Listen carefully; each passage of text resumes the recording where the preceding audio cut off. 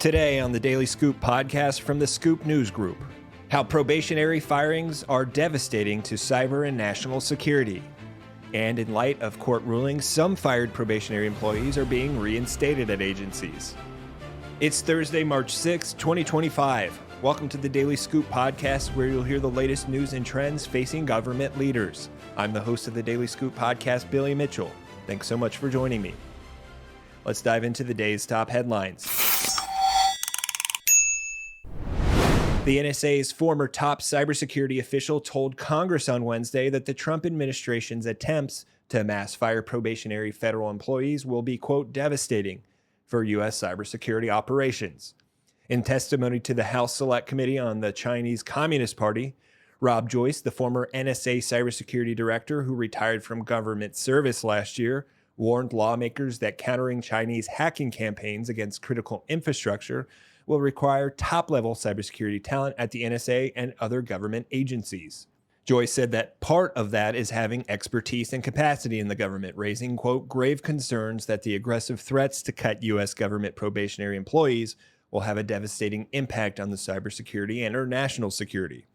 Joyce, who spent 34 years at the NSA, emphasized how important those employees are in sustaining an aggressive stance against China in cyberspace, saying that at the NSA, technical talent was recruited into developmental programs that provided intensive, unique training and hands-on experience to cultivate vital skills. Joyce put it pretty bluntly, quote, eliminating probationary employees will destroy a pipeline of top talent responsible for hunting and eradicating Chinese threats. But he also added that it may be too late and that the firings may have already harmed the NSA's ability to retain and attract top cybersecurity talent as those affected seek more stable employment options. Now, in other news, a federal appeals body within the executive branch issued an order Wednesday to temporarily reinstate thousands of fired probationary workers at the U.S. Department of Agriculture in what advocates hailed as an important win for fired employees. The decision from the Merit Systems Protection Board, a quasi-judicial body within the government, grants a Friday request from the Office of the Special Counsel to stay the termination of an unnamed former employee and over 5,000 others who were similarly situated. The 45-day pause gives the OSC time to investigate the legality of the firings and importantly signals a potential path for classes of federal workers at other agencies to similarly be reinstated. In response to the decision, Special Counsel Hampton Dellinger thanked the MSPB and asked agencies government-wide to voluntarily roll back probationary firings.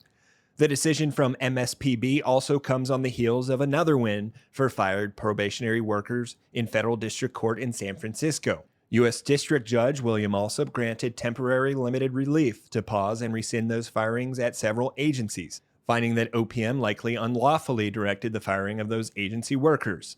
That order has similarly prompted reinstatements. Since the court decision, the National Science Foundation moved to reinstate its fired federal probationary workers, citing the federal courts and updated guidance from the Office of Personnel Management.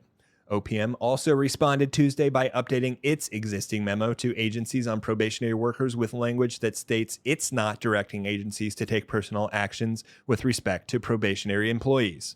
For more news at the intersection of the federal government and technology, make sure to visit fedscoop.com. The Daily Scoop podcast is available on all podcast platforms.